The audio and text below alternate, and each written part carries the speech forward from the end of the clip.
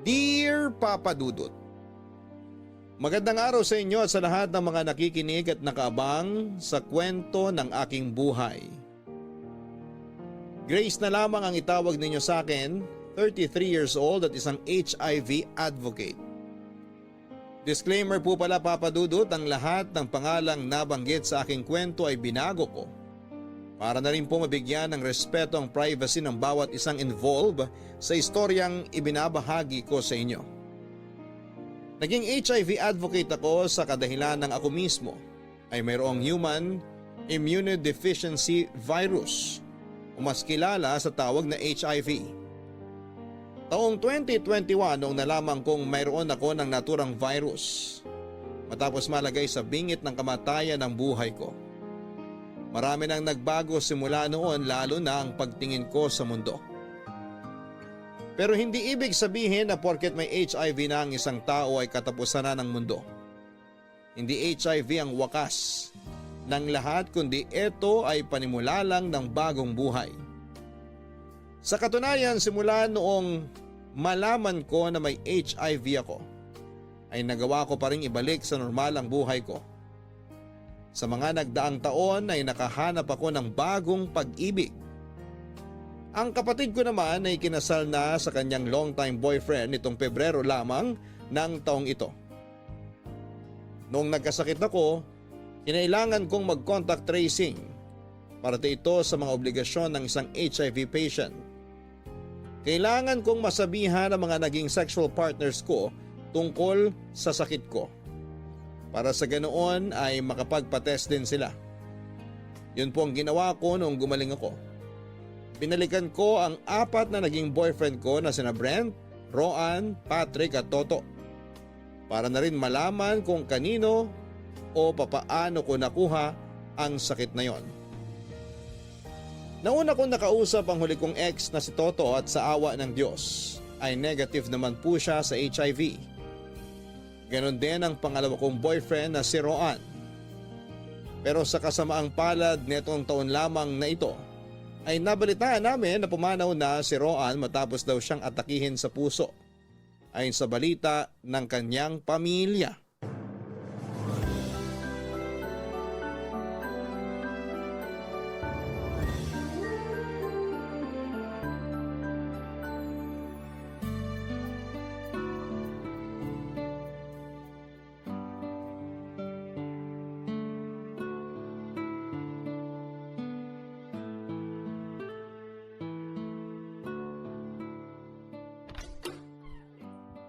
Hanggang ngayon naiinis pa rin talaga ako na di nakapag-perform yung inaabangan kong artista kanina sa Pride March. Umulan kasi kaya maagang tinapos yung event. Ang sabihin mo, hindi nila na-anticipate yung crowd na marami ang pupunta. Kasi naman, yung iba doon nagpunta lang para sa mga artista, hindi para sa Pride March. Yun din, isa rin yung siguro sa dahilan. Alam mo ba, muntik na kaya ako mapaaway kanina. Oh, bakit naman? Diba, nasa circle na nga ang lahat. Hirap na nga kaming makapasok sa dami ng tao dahil siksikan, tapos may mga kalalakihan pa kaming nakatabi ng asawa ko. Alam mo kung anong sabi nila? Ano? Ang sabi ba naman, ang dami naman bakla rito? Hello kuya! Pride March to! Evento ng LGBT kaya malamang maraming bakla dito. Sasagutin ko sana kaso pinigilan lang ako ng asawa ko. Ay nako, marami talaga nagpunta hindi para sa mismong event kundi para sa mga artistang magpe-perform. Nakakalungkot lang na natabunan yung layunin ng event dahil sa mga fans ng mga artist. Ay, sinabi mo pa. Kaya nga nakakainis Gawin na lang siguro nilang lesson yun for next year. Dapat lang. Kailangan nilang bumawi sa susunod na taon. Kumusta pala yung booth nyo? Marami bang kumuha ng test kits para sa HIV? Oo, marami naman. Marami ring nagpa-test. Successful naman yung ginawa namin. Sabi sa'yo hindi nyo na ako kailangan O sige na, mauna na ako maligong, lagkit ko na Oh, bakit naman ganyan ang itsura mo? Wala. Naalala ko lang ulit yung balita ni Margie kaninang umaga na patay na si Rowan. Ay oo nga, nawala sa isip ko yun. Atake raw yung kinamatay, diba? Yun ang sabi sa akin. Grabe talaga ang buhay, sobrang unpredictable. Last month lang, may schoolmate din ako nung college na namatay. Aksidente naman ang cause of death. Nakakabigla lang kasi Kung sino pa yung hindi mo inaasahan, siya pa yung mababalitaan mo na lang na wala na. Eh bakit ka pala kinontak nung Margie? Close kayo? Hindi. Ewan ko ba dun?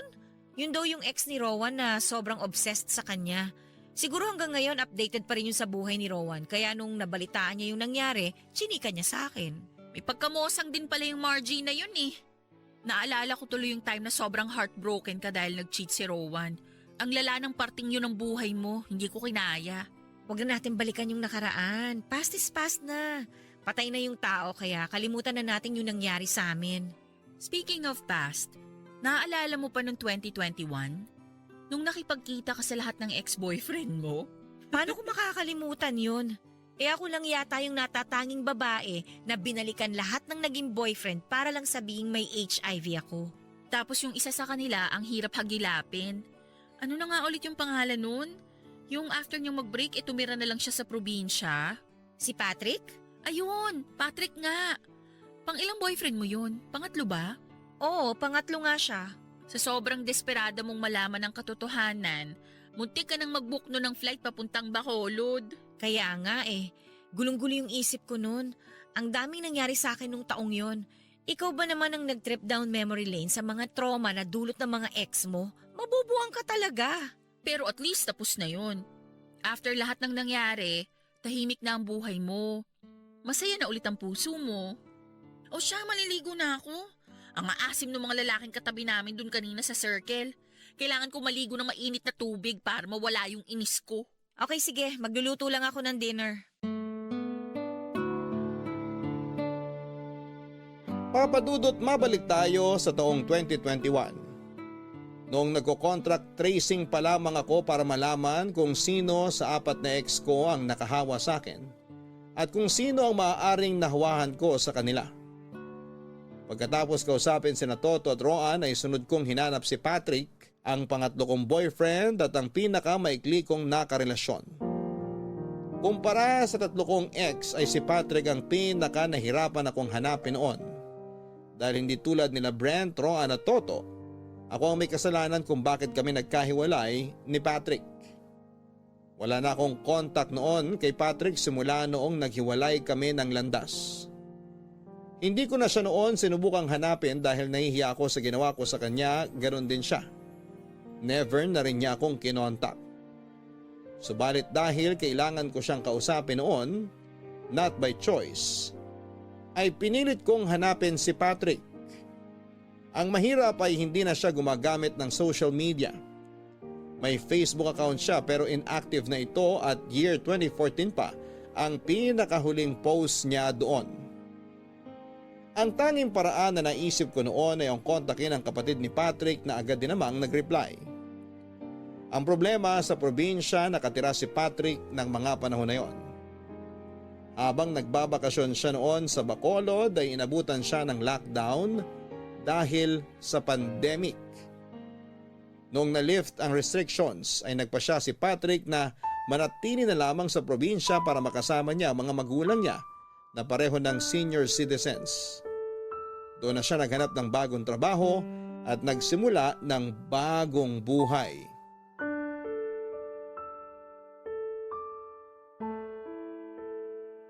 Nahihibang ka na ba? Pupunta ka sa Bacolod? Doon kasi nakatira si Patrick eh. O tapos?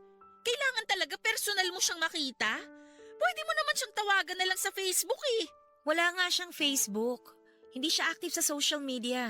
Eh di hingin mo yung number niya sa ate niya. Tawagan mo siya doon. Sa tingin mo ba hindi ko naisip yon? Hindi niya sinasagot yung mga tawag ko. Hindi rin siya nag-reply sa mga text ko kahit sinabi ko nang meron kaming emergency na dapat na pag-usapan. Ayaw na raw niya ako makausap. Yun ang sabi sa akin ng ate niya. So anong magbabago kapag nagpunta ka doon? Paano ka nakakasiguro na gusto ka niyang makita sa Bacolod? Ate, sinasabi ko sa'yo, nagsasayang ka lang ng pera. Masasayang din oras at effort mo.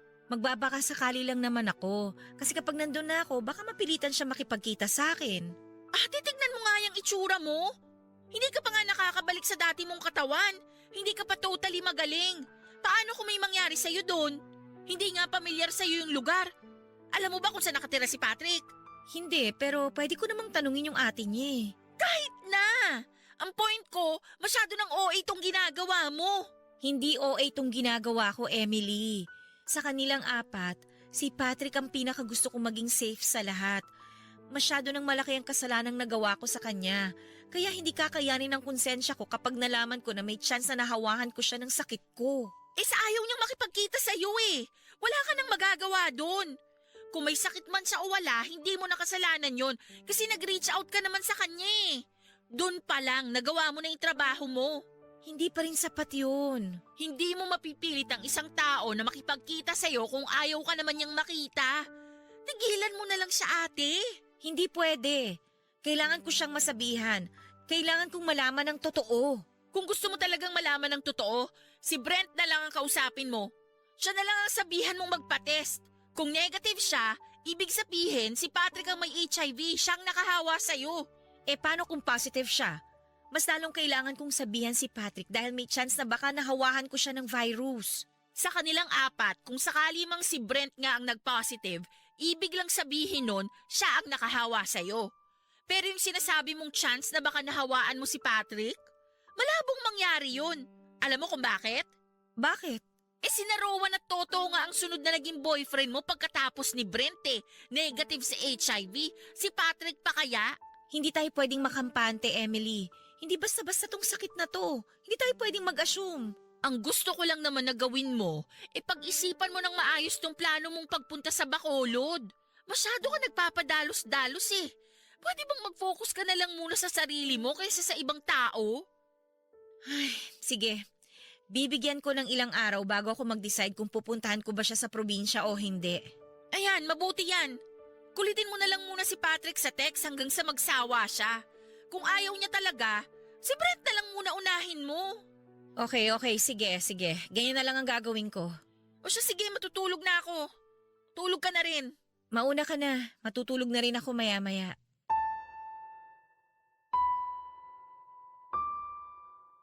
Kinabukasan ay nahimasmasan din ako, Papa Dudut. Tama ang mga sinabi ng kapatid ko. Masyado na akong OA sa mga ginagawa ko. Sobrang concerned ako sa mga ex ko sa puntong nakalimutan ko na nasa kalagitnaan pa lamang ako ng pagpapagaling ng panahon na yon. Sa totoo lang ay hindi ko naman kasalanan na nagkaroon ako ng HIV dahil naging loyal ako sa mga nakarelasyon ko. Never ako nag-cheat at nakipagtalik sa ibang tao para mahawaan ako ng iba.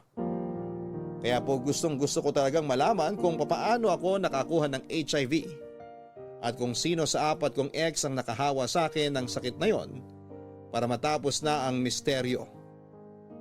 Gusto ko sanang sundin ang suggestion sa akin ni Emily na sa halip na si Patrick ay si Brent na muna ang kitain ko. Tama siya na kapag negative si Brent sa HIV test, ay automatic na si Patrick nga ang may HIV sa kanilang apat.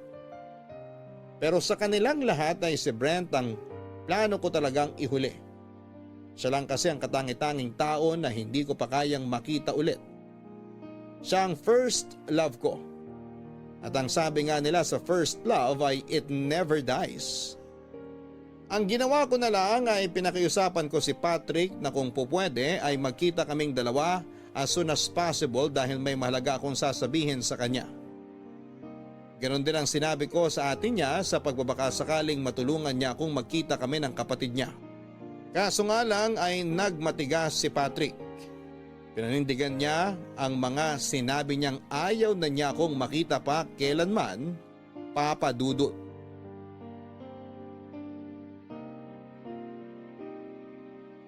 Hindi ko po ikinakaila na malaki talaga ang naging kasalanan ko kay Patrick, Papa Dudut. Kaya alam kong kahit na anumang gawin ko ay siguradong hindi na niya ako mapapatawad pa at naiintindihan ko yon. Deserve ko ang galit sa akin ni Patrick dahil ako ang bumasag sa puso niya. Pero iba ang kaso nung time na gusto ko siyang makita ulit dahil ang kalusugan na niya ang nakasalalay. Kailangan ko siyang mapilit na magpa-test para mapanatag na ang kalooban ko. Ang problema bukod sa nasa Bacolod na siya ay ayaw na niyang makipagkita pa sa akin. Dahil hindi ko naman mapilit si Patrick na makipagkita sa akin, ay no choice ako kundi sundin na lamang ang suggestion sa akin ni Emily. si Brent na lang ang kinonta ko. Kahit na hindi pa handa ang puso kong makita siya ulit, matapos ang napakahabang panahon, ay wala na akong choice. Tapos na ako kay Toto, tapos na rin ako kay Roan, siya na lamang ang tanging natitira dahil ayaw na akong makita pa ni Patrick. Ilang araw ang pinalipas ko para makapag-isip kung paano ko kakausapin si Brent. Kailangan kong ihanda ang sarili ko sa muli naming pagkikita. Papadudot kung kailan tatawagan ko na sana si Brent. Ay bigla naman nag-message sa akin ang kapatid ni Patrick. Nasa Manila raw ang kapatid niya. Bigla akong nagkaroon ng pag-asa. Agad kong pinakiusapan ang kapatid ni Patrick na sana ay makipagkita na siya sa akin. Kahit na isang beses lang. Nangako naman sa akin ng ate niya na kakausapin niya ang kapatid niya. Nangyari ang pagkikita namin ni Patrick nung isang gabi ay bigla na lamang niya akong tinawagan sa kalagitnaan ng madaling araw. Lasing na lasing. Agad ko siyang pinuntahan sa bar kung saan ito nagiinom at nadatnang ko siyang nakaupo sa labas at wala na sa wisyo.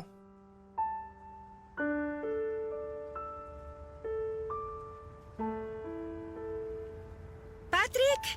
Okay ka lang ba? Grace. Anong ginagawa mo rito? Tinawagan mo ko, hindi mo ba naaalala? Halika, tumayo ka dyan. Bitawan mo ko, kaya kong sarili ko. Anong kaya? Hindi ka na nga makapagsalita ng maayos eh. Tulungan na kita. Bitawan mo ko sabi. Patrick naman. Ano bang trip mo? Bakit ba ginugulo mo na naman ang buhay ko? Bukas na lang tayo mag-usap kapag hindi ka nalasing. Halika na, ihatid na kita sa inyo. Hindi!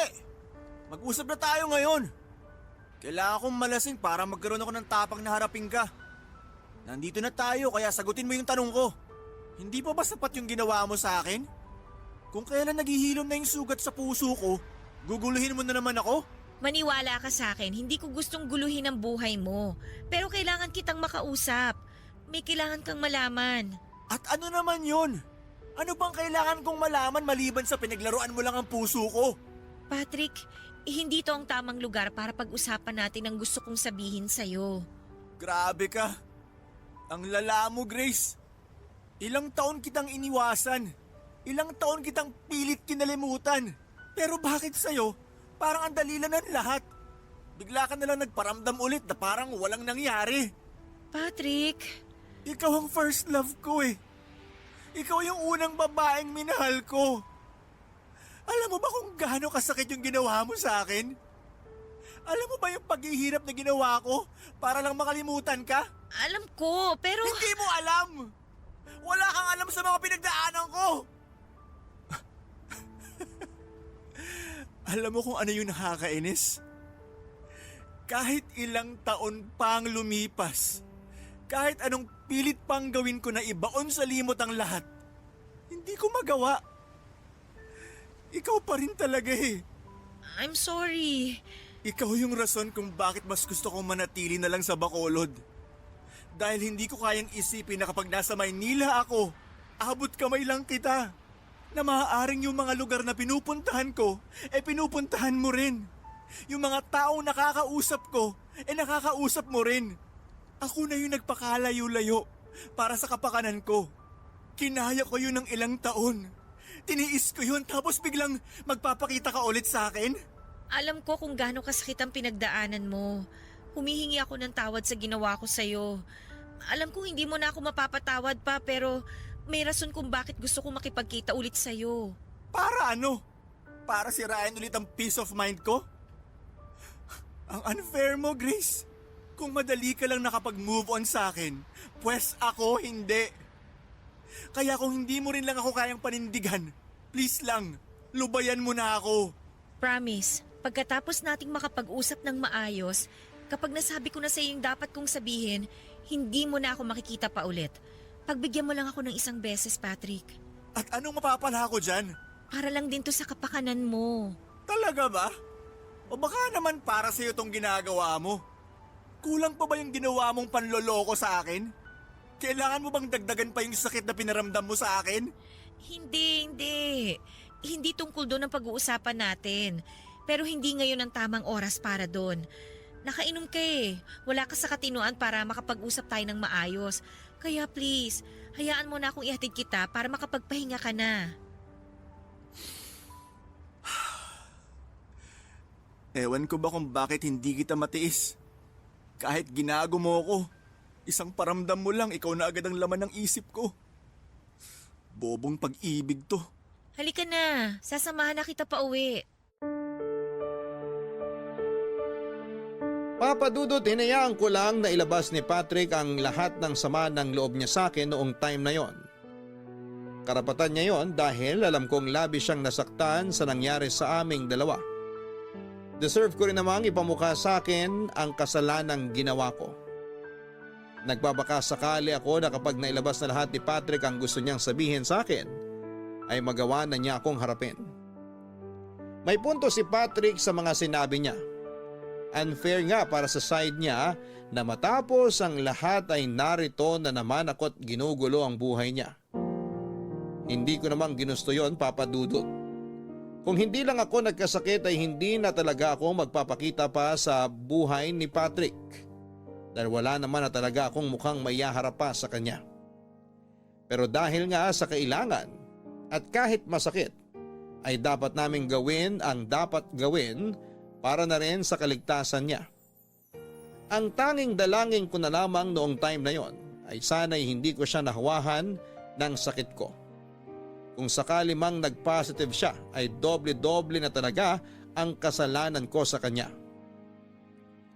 Nang gabing yon ay sinamahan ko si Patrick pauwi sa apartment ng kanyang ate para masigurong safe siyang nakauwi. Pagkatapos noon ay pansamantala ko muna siyang tinantanan at binigyan ng ilang araw para magpalamig ng ulo. Gusto ko man siyang layuan katulad ng ipinangako ko sa sarili ko noon ay hindi ito pupwede dahil kailangan ko rin talagang malaman ang totoo kung kanino ko ba talaga nakuha ang sakit ko. Oh ate, himala. Tinanghali ka ng gising ngayon ah. Hindi na ako nakabalik sa pagtulog kagabi eh. Bakit naman? May ginawa ka ba? Lumabas ako. Lumabas ka? Teka, sa'yo ba galing yung ingay na narinig ko kaninang madaling araw? Oo, ako nga yun. Saan ka naman nagpunta? May pinuntahan akong bar sa May Morato. Bar? Ano namang ginawa mo sa bar ng ganong oras? Si Patrick, tinawagan ako. Lasing na lasing. Talaga? Nandito na sa Manila si Patrick? Oo, may kailangan daw yata siyang lakarin dito kaya siya lumuwas. So nagkita na kayo? Oo, pero hindi maganda yung pagkikita namin eh. Bakit naman? Nasabi kasi sa akin ni Patrick lahat ng saloobin niya sa akin. Galit pa rin siya sa mga nagawa ko sa kanya. Pero kahit ganon, hanggang ngayon may nararamdaman pa rin daw siya para sa akin. Di nga. Totoo ba? Ilang taon na yung lumipas simula nung naghiwalay kayo ha? Nag-pandemic na nga eh. Hindi pa rin siya nakaka-move on hanggang ngayon? Ako raw yung first love niya eh. Yun lang. Ikaw kasi, sa dami ng lalaking pwedeng gawing rebound, yung seryoso at mabait pang napili mong lokohin. Hindi ko naman alam na magiging ganun kalalim ang pagmamahal niya sa akin. So anong mangyayari ngayon? Nasabi mo na ba yung totoo sa kanya? Wala pa akong sinabi sa kanya. Lasing na lasing kasi siya eh. Mas mabuting mag-usap na lang ulit kami kapag wala ng alak sa sistema niya. Basta ang hiling ko lang talaga, wag siya. Sana hindi ko siya nahawahan kasi ayoko na madagdagan ang kasalanan ko sa kanya.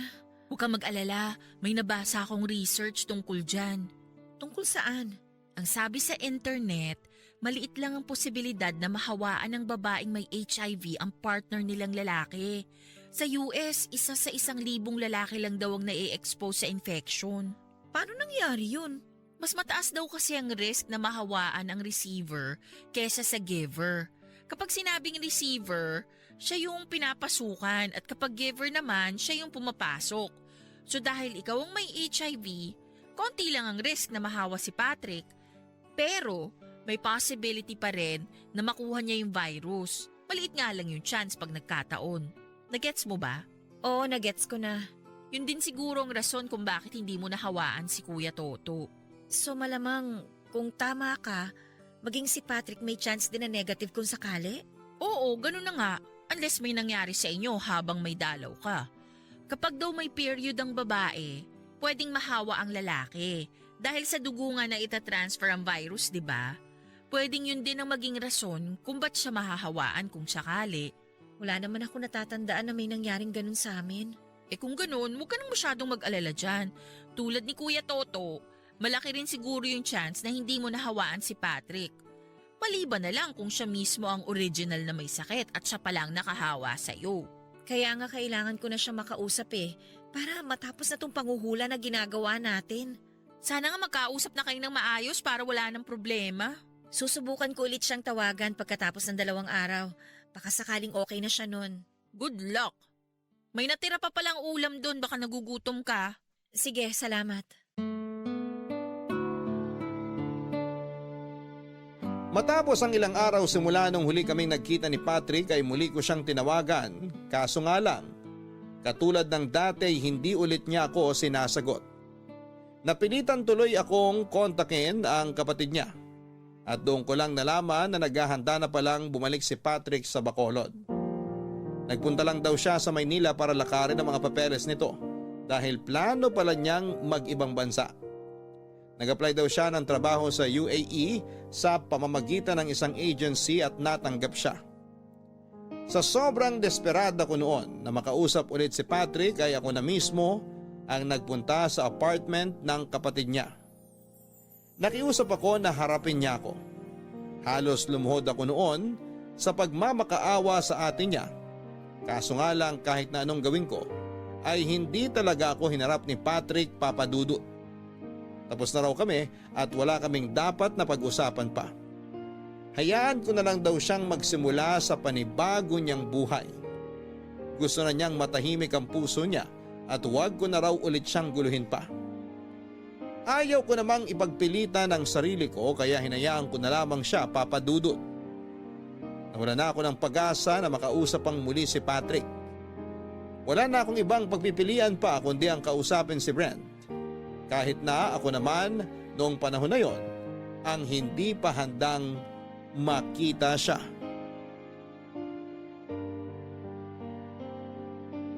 Papadudot katulad ng nabanggit ko, si Brent ang first love ko.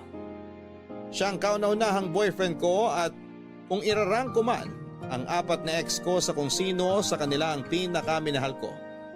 Si Brent ang mangunguna sa listahan. Susundan nito ni Roan, ni Toto at panghuli si Patrick. Si Brent ang minahal ng baguhan kong puso kaya si Brent din ang nakapagbigay sa akin ng sobra-sobrang sakit noong naghiwalay kami. Hanggang noon nga ay never akong nagtangka na i-check ang buhay nito o kahit kumustahin man lang siya dahil alam ko sa puso ko na hanggang noon ay may kaunting pagmamahal pa rin akong nararamdaman para sa kanya. Natutunan ko na lamang na itago ang natitirang pagmamahal na yon at tanggapin ang katotohanan na hindi talaga kami para sa isa't isa.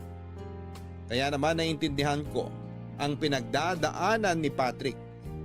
Matindi ang tampo at galit niya sa akin kasi nga katulad ng pag-ibig ko kay Brent ay ganoon din sa akin si Patrick dahil ako ang itinuturing niyang first love niya.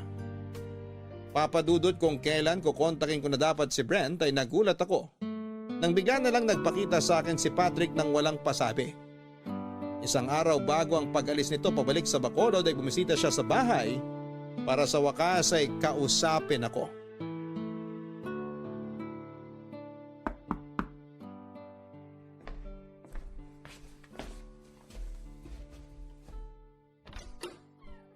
Oh, Patrick!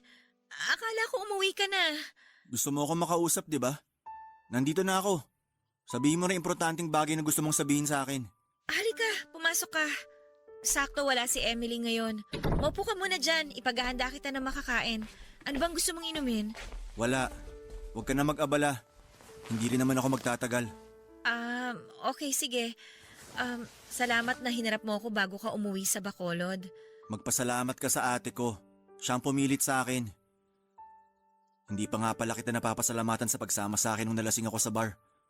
Salamat sa paghatid mo sa akin sa apartment ni ate. Wala yun. Kahit yun na lang ang magawa kong mabuti para sa'yo. Hindi ko alam kung ano pumasok sa isip ko, tinawagan kita nung gabing yun. Siguro dahil na rin sa kalasingan. Kung ano man ang mga nasabi ko nung oras na yon, kalimutan mo na lang lahat ng yon. Walang problema, naiintindihan naman kita. Hindi ko to napansin nung nagkita tayo pero parang nagbago na yung itsura mo. Medyo bumaba yata yung timbang mo ngayon ah. Bumaba talaga, nagkasakit kasi ako eh. Ganon ba? Pero okay ka na ngayon? Okay na ako.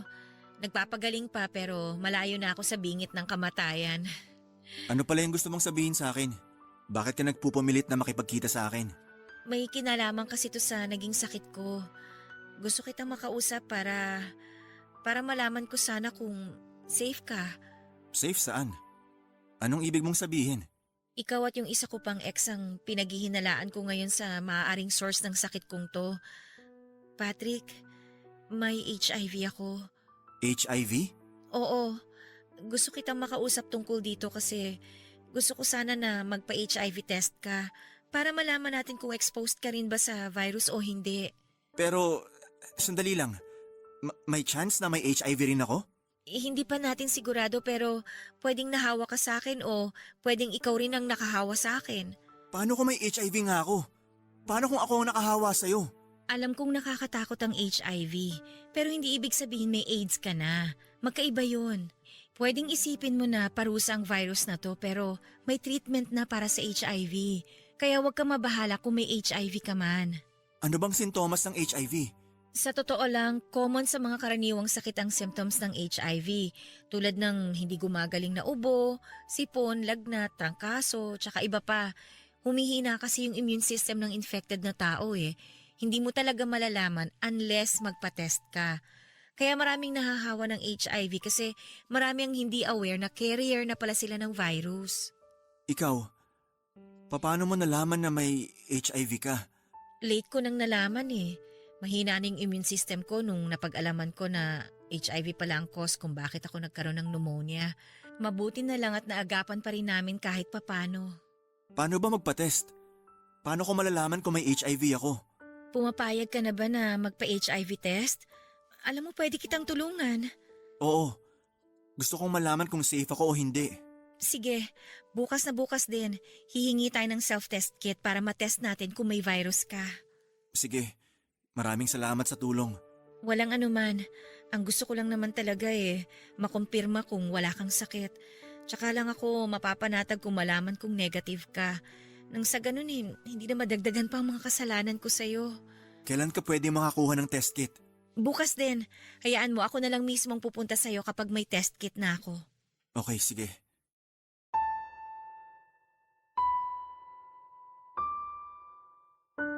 Papadudot sa Quezon City ay may mga libreng HIV self-test kits. Silang ipinamimigay para sa mga taong gustong mag-self-test. Mas mainam ito kung gusto ng isang tao ng privacy. Ako na ang humingi ng test kit para kay Patrick dahil ako ang may contact sa health center. Ang proseso ng naturang test ay tutusukin lang ang daliri mo gamit ang test kit. Katulad lang din ito ng pregnancy test na kapag 2 guhit ang lumabas ay ibig lang sabihin ito ay positive ang tao sa HIV. Pero kapag 1 guhit lang ang nagpakita ay non-reactive ito o negative. Pagkakuha ko ng test kit ay agad akong nakipagkita kay Patrick para ibigay ito sa kanya. Ay naman sa kanya ay sa Bacolod na lang daw niya gagawin ang naturang test. Hindi pa raw kasi siya handa kung sakali mang mag-positive ang resulta ng test. Gusto raw muna niyang patatagin ang loob niya para kung ano man ang maging resulta ng test ay makayanan niya ito na harapin. Nung araw na yon ay nagpaalam na kami ni Patrick sa isa't isa. At sa huling pagkakataon ay humingi ako ng tawad sa mga nagawa ko sa kanya, Papa Dudut. Siguro ay marami na sa mga kabarangay ang nagtatanong kung ano ba talaga ang nangyari sa amin ni Patrick. Para makarelate ang mga nakikinig sa history naming dalawa ay ibabahagi ko rin sa inyo ang naging love story naming dalawa.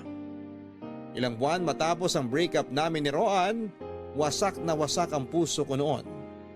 Nung naisipan kong gumamit ng isang dating app, ginawa ko lang yun noon para mabaling sa ibang utak ko na noon ay hindi pa rin makapag-move on mula kay Roan. Nag-match kami ni Patrick at pansamantala ay siya ang naging distraction ko mula sa pinagdadaanan ko. Matapos ang 2 linggong pag-uusap sa app na yon, ay naisipan naming magkitang dalawa, Papa Dudut.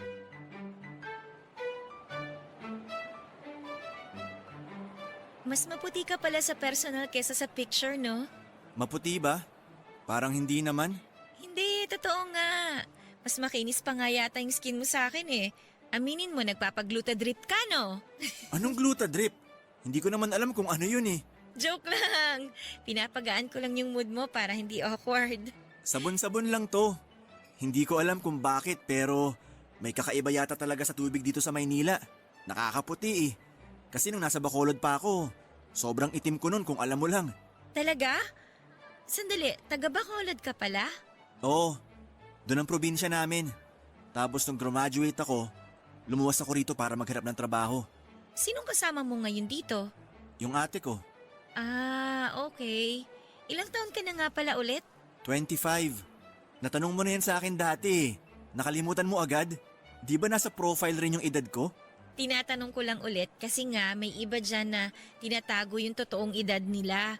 Kung sakaling mang nagsisinungaling ka, pwede kang madulas at masabi mo yung totoo kapag paulit-ulit ako nagtanong. Ah, ganun ba yon? Oo, no? Isang trick yon para malaman mo kung nagsisinungaling yung kadate mo. Pero 25 talaga ako. Gusto mo ipakita ko sa yung ID ko? Hindi na kailangan. Hindi ka naman mukhang sinungaling eh. Magkasing edad kayo ng kapatid ko. 25 din siya eh.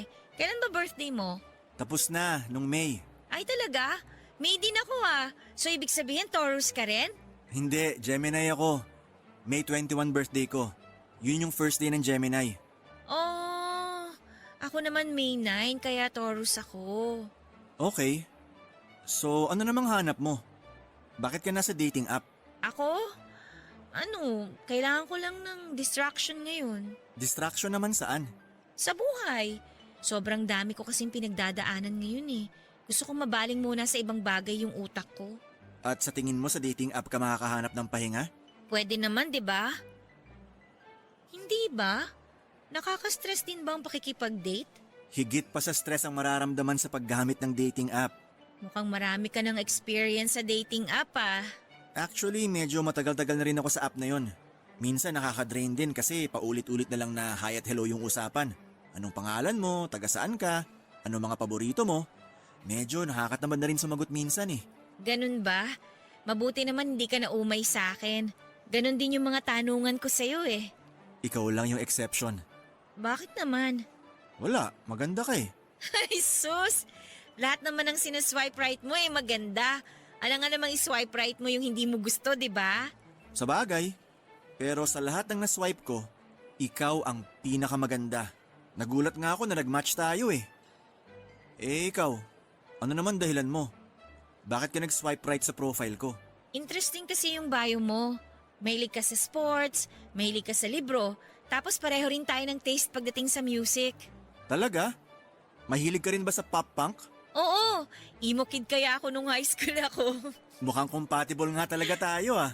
Mukha nga. Kapag ba niligawan kita, magkakaroon ba ako ng chance sa'yo? Tingnan natin. Bakit? Gusto mo ba akong ligawan? Oo sana eh. Eh bakit kailangan mo pang itanong? Dapat ginagawa mo na kagad. Ayoko lang din naman magsayang ng oras. Iniiwasan ko lang ma-attach sa isang babae na wala pala akong chance na sagutin. Malala attachment issues ko eh. Madali lang ako ma-fall. At kapag sobrang lalim na ng pagkagusto ko, mahihirapan na akong kumalas. I see. Alam mo, cute ka naman eh. Edukado, maganda ang taste, stable ang career. May chance ka sa akin. Kung gusto mong subukan bakit hindi? So okay lang naligawan kita ah? Sure ka? Oo naman. Single ako. Single ka rin naman, di ba? Oo, single ako ngayon. O yun naman pala eh. Hindi ko alam kung bakit ko nasabi ang mga bagay na yon noon, Papa Dudut. Ang totoo niyan ay cute naman talaga si Patrick. Matangkad siya, makinis at very vocal sa maraming bagay. May pagka-nerdy nga ang datingan niya. Mahilig siya sa mga gadget, anime at kung ano-ano pang trivial na mga bagay. Physically attractive siya pero noong mga time na yon ay hindi ko talaga siya makita bilang boyfriend material. Ganon pa man dahil bitter nga ako noon sa naging hiwalayan namin ni Roan ay in-entertain ko ang panliligaw sa akin ni Patrick. Katulad ng sinabi ko ay ginawa ko siyang distraction. Mahigit 1 buwan niya akong niligawan hanggang sa sinagot ko siya na kahit wala naman akong nararamdamang pag-ibig sa kanya. Sinagot ko siya para lamang maipakita ko kay Roan na hindi ko siya kailangan. Si Patrick ang ginawa kong patunay na nakakapag-move on ako sa ex ko. Kahit na ang totoo ay hindi naman talaga. Siya ang ginawa kong cover boy para maitago ang nagdadalamhati kong puso. Alam kong mali pero nung time na yon ay wala na talaga akong ibang makapitan kundi ang pagmamahal na ibinibigay sa akin ni Patrick. Sobrang sincere niya sa akin, Papa Dudut. Napakabuti niyang boyfriend, inalagaan niya ako at ginawang mundo niya.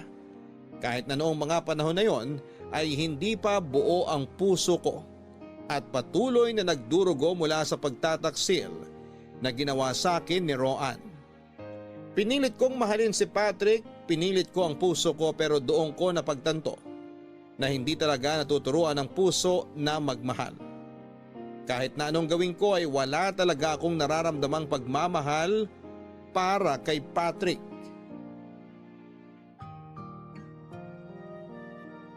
Rebound ang tawag nila sa ganong klase ng relasyon, Papa Dudut. Kung saan ang isang taong kagagaling lang sa isang seryosong relasyon ay agad na pumasok sa panibagong relasyon para maibsan ang kalungkutan at pangangailangan niya mula sa dati niyang nakarelasyon. Ganon na nga po ang nangyari sa amin ni Patrick, Papa Dudut. Ginawa ko siyang boyfriend para lang may sumalo sa puso ko kahit na hindi pa ito naghilom mula sa mga sugat nito. Si Patrick ang nagmistulang detour sa buhay ko. Imbis na harapin ang pinagdadaanan ko ay naghanap ako ng detour para makaiwas sa katotohanang niloko ako ng dati kong nobyo. Ginamit ko si Patrick bilang pampalubag loob. Ginawa ko siyang pangtapal sa mga sugat sa puso ko. Pero kahit noong nagkaroon ako ng bagong boyfriend ay tila ba wala na talagang pakialam si Roan sa akin noon. Siguro nga ay isa lang talaga ako sa mga maraming babae niya. At nung natapos kami wala na akong silbi sa buhay niya. Nakakalungkot dahil minahal ko pa naman siya ng totoo. Papadudot tumagal ng 5 buwan ang relasyon namin ni Patrick hanggang sa unti-unti rin akong nagsawa sa kung ano man ang meron kami. Hindi ko napansin at dahan-dahan akong dumidistansya sa kanya noon. Nang mga panahon kasi na yon ay tanggap ko na ang katotohanan na wala na kami ni Roan. Kumbaga'y nakapag-move on na ako at hindi ko na kailangan ng suporta mula sa ibang tao. Sa madaling sabi ay hindi ko na kailangan si Patrick. Kaya naman noong inopen ito ang tungkol sa pagiging cold ko sa kanya ay doon ko na sinabi ang katotohanan. Pero maganda sana kung makapaglaguna tayo, no? Gusto kong puntahan yung theme park doon kasama ka kasi matagal-tagal na rin yung huling bisita ko doon eh. Uy, okay ka lang? Ha? Oo, okay lang ako. Bakit? Sino ba yung chinachat mo? Kanina ka ba dyan sa phone mo ah? Trabaho ba yan? Hindi, kachat ko lang si Emily. Ah, okay. So ano? Gusto mo ba sa Laguna tayo mag-celebrate ng monthsary natin? Laguna? Bakit naman sa Laguna? Hindi ka ba nakikinig sa sinabi ko kanina? Magti-theme park tayo para mas masaya. May theme park naman dito sa Pasay ha. Bakit sa Laguna pa? Wala naman. Para sa akin kasi, mas masaya dun sa Laguna. Makakapasyal pa tayo kung sakali. Masyadong malayo eh. Ang hilig mo talaga magpunta sa malayo, no? Katulad na lang ngayon, pwede naman tayo mag-mall sa QC. Pero dito pa tayo sa Pasay nagpunta. Nakakatamad. Bakit ka naman tatama rin? Monthsary naman natin yun. Hindi ba dapat excited ka sa araw na yun? Hindi ko alam. Bahala na. Malayo pa naman yung monthsary natin eh. Tsaka na lang tayo magplano kapag malapit na. O sige. Oh, bakit bigla kang natahimik dyan? Ikaw yung kanina patahimik eh. Pagod na ako kasasalita rito pero parang hindi ka naman interesado sa mga kinikwento ko sa'yo. Tatahimik na lang ako para di na kita maabala. Sorry, wala lang ako sa mood ngayon eh. Pagod lang. Sorry talaga. Yun lang ba talaga? O baka may iba pang rason? Anong ibig mong sabihin? Hindi lang ngayon to eh. Matagal ko nang napapansin na parang bored na bored ka na sa relasyon natin. Hindi ako bored. Pagod lang talaga, promise. Hindi eh. Ramdam ko na parang napipilitan ka na lang sa relasyon natin. Kanina kung hindi pa kita napilit, hindi mo ako sasamahang lumabas eh. Tapos ngayon nagpaplano tayo para sa monthsary natin. Wala ka man lang kaamor-amor. Pagod nga. Ano bang mahirap intindihin doon? Pagod saan? Pagod ka na ba sa relasyon natin? Wag ngayon, okay? Please. Hindi. Magandang pag-usapan na natin ngayon para maayos to kung ano man ang problema mo. Wala akong problema. Kung wala kang problema, ako meron. O ano naman ang problema mo? Ayaw mo na ba sa akin? Kasi pakiramdam ko ayaw mo na eh. Pansin mo ba na ako na lang yung nagbubuhat sa relasyon natin? Sabihin mo nga sa akin, may pagkukulang ba ako? Hindi ka na ba interesado sa akin? Please, ayusin natin to kung ano man ang problema. Kaya ko naman mag-adjust eh. Patrick, wala sa iyong problema. O sige, aaminin ko na. Ako yung may problema. So ano nga? Ano yung problema sa'yo? Sabihin mo sa akin para maliwanagan ako. Sorry, pero ang totoo... Ang totoo niyan eh. Gusto ko na sanang tapusin tong relasyon natin. Ano? Bakit? Please, wag naman. Maayos pa natin to. Sabihin mo lang sa akin mga dapat kong gawin. Sigurado ako na maayos natin to. May gusto ka bang baguhin? May ayaw ka ba sa ugali ko? Ano? Masyado ba ako nakakasakal? Sabihin mo sa akin, aayusin ko. Wala nga sa'yo yung problema. Ako yung problema. Kung ganon, i-explain mo sa akin kung bakit ikaw ang naging problema. Hindi na kita kayang lokohin. Patrick, I'm sorry pero hindi kita mahal. Never kitang minahal. Sinubukan ko namang gustuhin ka. Pero wala talaga eh. Paanong hindi mo ako mahal? Yung 5 buwan na yon, hindi pagmamahal ang tawag mo ron? Hindi. Puro kasinungalingan lang lahat yon. Nagpanggap lang ako na mahal kita kasi nung time na yon, kailangan ko ng tao sa tabi ko para makalimot ako sa nakaraan ko. Ngayon okay na ako. Hindi mo na ako kailangan. So, ginamit mo lang ako? I'm sorry. Hindi ako ang para sa'yo. Deserve mo yung babae na totoong mamahalin ka. At hindi ako yun. Pero... Sorry talaga Patrick ha. Maiwan na kita. Nandito na sina Emily eh. Nagpasundo talaga ako. Sasabay na ako sa kanila pa uwi. Grace, sandali! Grace naman! Grace! Nang gabing yon ay sinundan ako ni Patrick sa bahay para kausapin ng maayos. Pero hindi ko na siya hinarap pa, Papa Dudut. Araw-araw siyang bumibisita noon sa bahay pati na rin sa trabaho ko pero hindi ko siya pinansin. Naghabol siya sa akin na parang asong pilit na pinagtatabuyan ng kanyang amo. Dumating nga noon sa puntong lumuhod pa siya sa harapan ko para lamang maibalik namin ang dating relasyon namin. Pero nanindigan ako sa naging desisyon ko. Hindi ko talaga mahal si Patrick at unfair para sa kanya kapag tinuloy ko ang isang relasyong one-sided lamang. Kahit na pagbigyan ko siya ay alam ko sa sarili ko na kailanman ay hindi ko siya mamahalin. Wala sa kanya mga katangian ng lalaki na hinahanap ko. Mabuti siyang tao pero hindi siya para sa akin.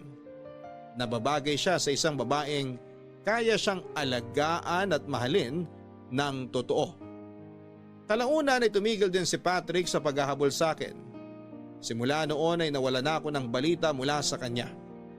Lumipas ang mahabang panahon ay nakahanap ako ng bagong pag-ibig at yun na nga po si Toto.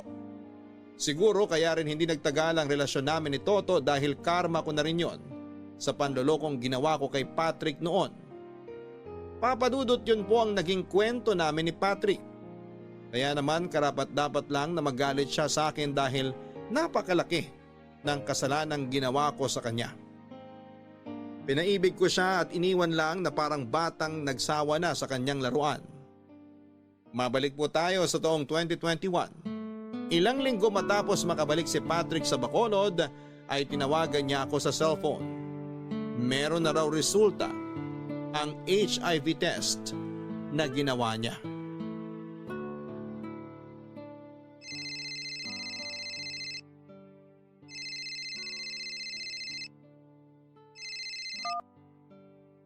Hello, Patrick? Kumusta na? Ginawa mo na ba yung test? Oo, nag-test na ako. Anong resulta? Negative ba? Positive ako, Grace. Ano? Hindi pwede to. Sigurado ka ba na positive yung result? 2 linya ba yung lumabas? Oo, 2 linyang lumabas sa test kit.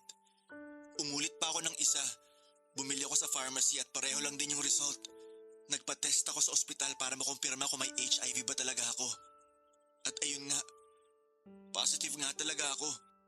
Patrick, I'm sorry. Anong gagawin ko ngayon? Grace, ayoko pang mamatay. Hindi ka mamamatay, maniwala ka sa akin. Mabuti nga yun, di ba? Nalaman natin ng mas maaga. Ano na ang mangyayari sa akin ngayon? May nakausap ka na bang healthcare provider? Oo. Inaantay na lang namin yung confirmatory test result tapos i-refer na raw ako sa isang treatment hub para makapagsimula na ako sa treatment ko. Okay, mabuti yan. Basta, inumin mo lang araw-araw yung gamot na ibibigay nila sa'yo para hindi humina yung immune system mo. Sigurado ka ba? Wala bang masamang mangyayari sa akin? Sigurado ako. Proven and tested na ang mga gamot para sa HIV. Marami nang nakasurvive dahil sa mga gamot na yon. Tapos, ano mga kailangan kong iwasan? Simula ngayon, kailangan mo nang umiwas sa mga bisyo na maaaring maging source ng ibang sakit. Mag-exercise ka, kumain ka ng masusustansya, alagaan mo yung kalusugan mo. Yun lang naman ang kailangan.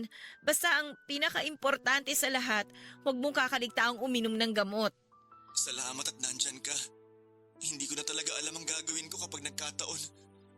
Natatakot ako, Grace. Huwag kang matakot. Nandito lang ako. Alam na ba to ng pamilya mo? Hindi pa. Ayoko sanang ipaalam sa kanila na may sakit ako hanggat maaari. Okay lang yon. Nasa iyo naman kung kanino mo sasabihin ang totoo eh. Nandito naman ako kung sakaling kailangan mo ng suporta. Huwag kang mag-alala.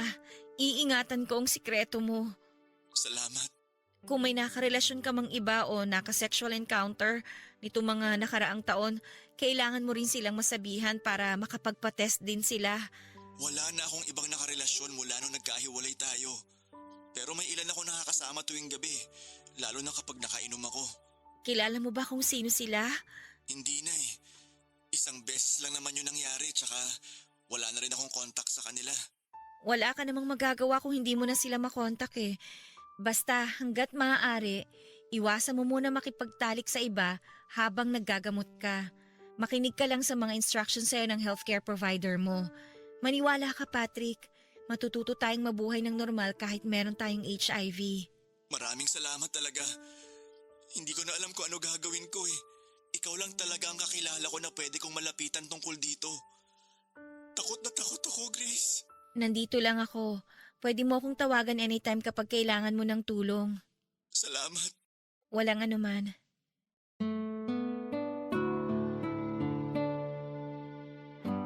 Papa Dudut, hindi ko pinabayaan si Patrick.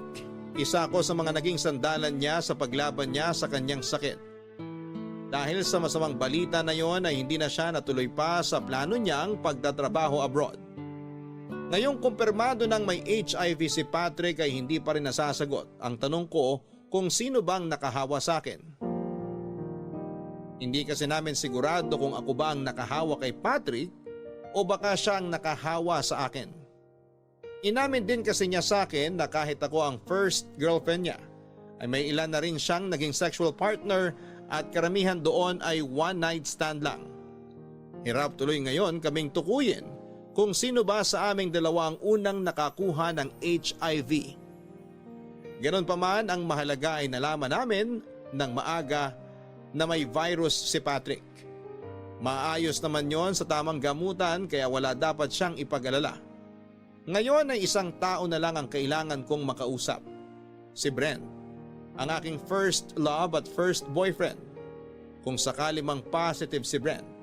Ang ibig sabihin lang nito ay siyang nakahawa sa akin at ako naman ang nakahawa kay Patrick.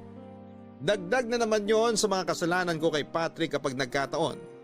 Pinaglaruan ko na nga ang puso niya, hinawahan ko pa siya ng sakit. Pero kung negative naman si Brent, ibig sabihin ay si Patrick ang nakahawa sa akin. Ang kasagutan sa mga katanungan kong yon ay masasagot ko lamang kapag nakausap ko na si Brent. Pero sa susunod ko na lamang po ito ikikwento sa inyo, Papa Dudut. Dito ko na muna tatapusin. Maraming salamat po at mabuhay ang Barangay LS 97.1. Ang inyong forever kapuso at kabarangay, Grace. Dear Papa Dudut, mapagpalang araw po sa iyo at sa lahat ng mga nakatutok ngayon sa inyong programa. Madalas ko pong napapakinggan ang mga kwento ninyo sa YouTube ng Barangay LS. Busy po kasi ako sa trabaho kaya hindi ko natsyempohan ang live airing ninyo sa Facebook at sa radyo. Bago ko po ibahagi ang kwento ko, hayaan niyo po munang ipakilala ko ang sarili ko. Ako po si Nieves, 40 years old na ngayon at tubong Cagayan de Oro. Nang mangyari po ang kwentong ibabahagi ko, 35 years old pa lamang ako noon at isang single mother. 10 years old na po ang anak ko ng time na yon. Mula nang ipinagbuntis ko siya hanggang sa makapanganak ay tinaguyod ko siya ng mag-isa. Minalas po kasi ako sa naging partner ko noon. Aaminin ko, na may pagkakamali naman ako dahil naging bunga siya ng isang gabi na hindi naman dapat nangyari sa amin ang katrabaho ko. Pero hindi ko pinagsisihan na naging anak ko siya. Hindi naging madali para sa akin ang pagiging single mother, lalo na ako rin ang breadwinner sa pamilya namin. Single mother din kasi ang nanay ko noong ako pa lamang ang anak niya. Sanggol pa lamang ako nang mamatay sa TB ang tatay ko. Iginapang ni nanay ang pag-aaral ko hanggang sa makatapos ako ng kolehiyo. Pero bago pa man ako makagraduate ay nagkaroon na siya ng panibagong kinakasama, si Tito Bong. Akala ko naman noon ay makakatulong siya sa amin pero ilang taon na siyang walang trabaho at nagawa pang buntisin si nanay kaya naman nagkaroon pa ako ng 2 kapatid. Sila yung pinag-aaral ko noon. Laking pasasalamat ko na lamang dahil noong magkatrabaho ako ay mabilis lang din akong na-promote. Pero sa laki ng konsumo namin sa isang buwan ay kinukulang pa rin ang sweldo ko. Nangungupahan lang kasi kami, Papa Dudut. Ipinagpaubaya ko na kay nanay ang pag-aalaga sa anak ko para makapagtrabaho at makapag-online selling pa ako. Nakakaraos naman kami pero minsan kahit na ibibigay ko na ang lahat ay parang hindi pa rin yun sapat kay nanay, Papa Dudut.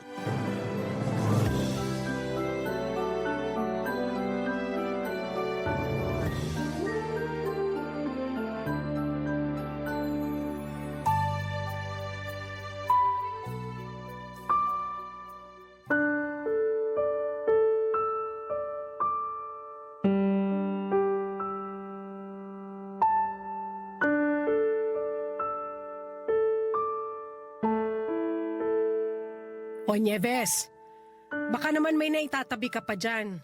Bigyan mo muna ako kahit 1.5 lang. Sa'yo naman ho gagamitin. Bayad na ho lahat ng bills natin ah. O bakit? Hindi na ba ako pwedeng humingi sa'yo ng pera para sa sarili ko? Baka hindi mo alam kung gaano kahirap mag-alaga dyan sa anak mo. Masyadong maselan. Kala mo anak mayaman kung umasta. Huwag niyo naman hong pagsalitaan ng ganyan yung anak ko. Hinaan mo nga yung boses mo. Baka magising yung tito mo. Baka magising? Pagkaalis ko kaninang umaga nakahiga na siya dyan sa sopa. Tapos ngayon tulog pa rin? Pagod na pagod lang? Ayusin mo nga yung pananalita mo. Asawa ko yung sinasabihan mo ng ganyan. Asawa? Hindi nga kayo pinakasalan eh. Kung sa bagay, ano nga ba naman yung gagamitin niya sa kasal? Wala naman siyang pera. Wala ring trabaho. Paalam mo... Tumigil ka na. Makapagsalita ka dyan? Sa laki ng utang na loob mo sa akin, wala ka pang karapatan na pagsalitaan ako ng ganyan. Kahit ang tito mo. Makapagsalita nga rin ho kayo sa anak ko. Ganun na lang eh. Eh di ngayon, alam niyo na ho yung pakiramdam. Alam niyo naman kasing bata, hindi niyo na lang pagpasensyahan. Bata, marunong na mag-isip yon. Ginusto niya lang mag-inarte. Palibasa, alam niyang ikaw yung nagpapalamon sa aming lahat dito. Nay, tigilan niyo na nga ho yan, please lang. Tsaka wala ho akong maibibigay sa inyo. Sa susunod na linggo pa ho yung sweldo ko. Anong wala kumikita ka naman sa pag-online selling mo? Nay, naibigay ko na rin po yun sa inyo. Ipinambahid na natin ng renta at pinang-grocery. Kaya wala na ho ako na itatabi dito. Sus! Hindi mo na lang sabihin na ayaw mo lang talaga. Pag sa akin na sarili mong ina, bigat-bigat sa loob mo na magbigay. Pero pag sa ibang tao, ang bilis mo mag-abot. Nay, kailan naman ho ba ako nagbigay sa ibang tao? Magmamaang-maangan ka pa. Kala mo siguro hindi ko alam, no? Ano ho ba pinagsasasabi ninyo? Di ba? Mahal, ano na naman ba yung pinagtatalunan nyo ng anak mo? Ang sarap ng tulog ko tapos ang lakas-lakas ng boses nyo. Respeto naman sa nagpapahinga. Buti pa kayo, puro pahinga. Nervous ano ba? Oh, ipagtatanggol niya naman yung batugan yung kinakasama. Bakit kaya hindi kayo sa kanya manghingi? Alam mo namang wala pa siyang trabaho, di ba? Eh paano nga ho magkakaroon eh hindi naman po naghahanap? Sige nga ho, kikita ba siya sa maghapong paghilata niya? Grabe, kulang na nga lang magkaugat siyang likod niya sa kakahiga eh. Grabe ka kung makapagsalita. Porket ikaw lang yung may trabaho rito? Baka nakakalimutan mo. Kung wala kami rito, walang mag-aasikaso sa anak mo. Talagang isusumbat niyo sa akin yan? Eh kung tutuusin nga, pwede naman akong kumuha na lang na mag-aalaga sa anak ko eh. Hindi pa mabunganga at mapanumbat katulad ninyo. Itsipwera mo na lang kami basta? Ganun ba? Masyado ka naman makasarili, Nieves. Sige! Gawin mo yon para patunayan na hindi ka talaga marunong tumanaw ng utang na loob. Kung alam ko lang sana na magiging ganyang kagaspang niyang ugali mo, hindi na sana kita pinagtapos ng kolehiyo. Ang hirap naman ho magkaroon ng utang na loob sa inyo, Nay. Kung pwede lang nga ho ibalik yung panahon na yon, mas gugustuhin ko pa siguro na maging working student para masuportahan ko yung pag-aaral ko. Hindi sana ako naliligo sa panunumbat niyo araw-araw. Nakakasawa na, Nay. At hindi lang nakakasawa, ha? Nakakapagod din po. Papadudot para kong nauupos na kandila pagkatapos ng sagutan namin ng nanay ko. Hindi ko nga alam kung bakit hindi pa ako nasanay sa ganong eksena gayong halos araw-araw naman yung nangyayari. Totoo naman na siya yung mag-isang nagtaguyod ng pag-aaral ko. Pero mula naman noong magkatrabaho na ako ay hindi ko naman siya nakalimutan. Kahit nga hindi ko na responsibilidad na pag-aralin ang mga kapatid ko sa ina, ay ginawa ko pa rin para ipakita sa kanya na marunong akong tumanaw ng utang na loob ko. Pero kahit na anong gawin ko ay parang hindi pa rin talaga sapat sa kanya, Papa Dudut. Habang nagtatalo kami ng nanay ko, medyo kinabahan ako dahil nabanggit niya ang tungkol sa pagbibigay ko sa ibang tao. Hindi ako sigurado pero mukhang may alam na siya tungkol sa boyfriend ko na hindi ko pa naipapakilala sa kanila. Siya si Rafi, bago naming staff sa opisina. 25 years old na siya. At tulad ko ay breadwinner din ng pamilya. Kahit kakapasok pa lamang niya ay naging malapit na kaagad kami sa isa't isa. Hindi ko alam pero magaan talaga ang loob ko sa kanya. Isa pa ay naaantig ang puso ko sa kwento ng buhay niya. Kaya naman, gano'n na lamang ako kadaling nagtiwala. Kahit magkaibigan pa lamang kami, madalas na ako nagbibigay sa kanya ng kung ano-anong mga regalo. Noong nanligaw siya sa akin ay hindi ko na yon pinatagal pa. At sinagot ko na siya, Papa Dudut. Pero kahit seryoso ako sa kanya ay ayoko pa siyang ipakilala kay nanay dahil alam ko na huhusgahan labang ako ng nanay ko. Para makapagbigay pa ng pera kay nanay ay naghanap pa ako ng ibang racket. Dinagdagan ko na rin yung mga ibinebenta ko online para mas malaki ang kikitain ko noon.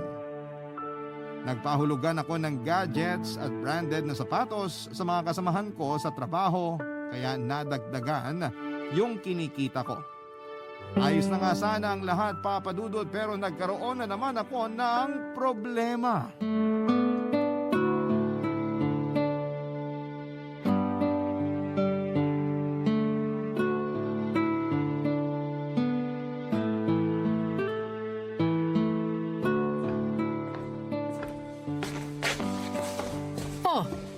May bisita pala tayo. Hindi ka man lang nagsabi. Kumain ka na ba, iho? Hindi pa po. Naku, tamang-tama. Kaluluto ko lang ng ulam. Maupo na kayo ni Nieves. Ipaghahanda ko kayo ng pagkain. Pero teka, ano nga palang pangalan mo? Rafi po. Nay, boyfriend ko na po si Rafi. Boyfriend? Naku, inaasahan ko na yan. Dito na ho siya titira. Eh di mas maganda. Sa pag-aasawa rin naman ang punta nyo, di ba? Pansamantala lang po siya rito, Nay. Aalis din siya pag nakahanap na po siya ng trabaho at nakapagsimula na. Ano ka mo? Wala siyang trabaho?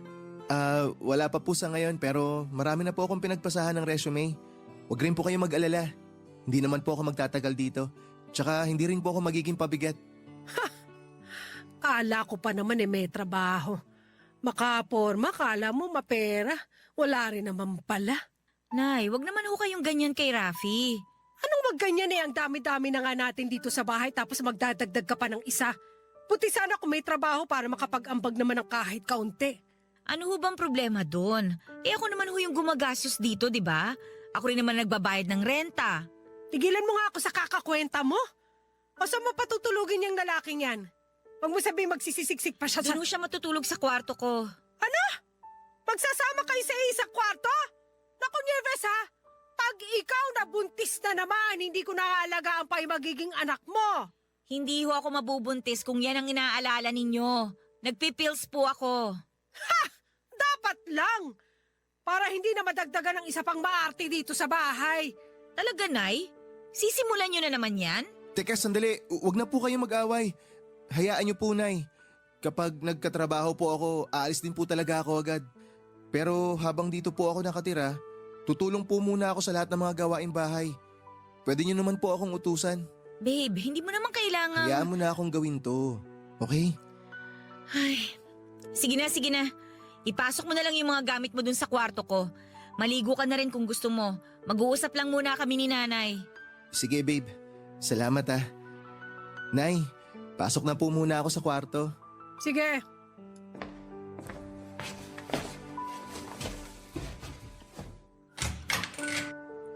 Taga saan ba yung boyfriend mo na yon? Tsaka mukhang bata pa. Sigurado ka bang mahal ka talaga nun? Labas na ho kayo sa relasyon namin, Nay. Kung issue sa inyo na mas bata siya sa akin, bakit ho si Tito Bong? Mas bata naman siya sa inyo, di ba? Alam ko. Pero gusto lang kitang balaan. Hindi ko gusto yung lalaking yun. Gandang lalaki pero wala namang trabaho. Katrabaho ko siya sa opisina, Nay. Nagkaroon lang ng konting problema kaya siya umalis. Problema? Bakit? Ano bang ginawa niya? Ipinagtanggol ho niya ako dun sa isang katrabaho namin na nambastos sa akin. Ang kaso, siya yung lumabas na masama. Pero kaysa naman lumala pa yung sitwasyon, nag-resign na lang siya. Ay, hindi ko siya pwedeng pabayaan na lang. Lalo na't ako naman yung dahilan kaya siya umalis dun. Ay, naku, bahala ka nga. Basta yung suporta mo sa amin, ha? Hindi dapat magkulang yon. Opo, Nay. Papadudot may isang office mate kasi kami na sinadyang hawakan ng puwet ko at sakto pa na nakita yon ni Rafi. Kaya nagkagulo sila roon. Pero dahil mas napuruhan yung nambasto sa akin at baguhan lamang si Rafi, siya ang lumabas na masama sa mga nangyari. Hindi naman siya pinatanggal sa kumpanya pero siya na mismo ang kusang umalis. Kahit inis na inis ako sa nangyari at gusto ko na rin mag-resign ay hindi ko magawa dahil promoted na ako.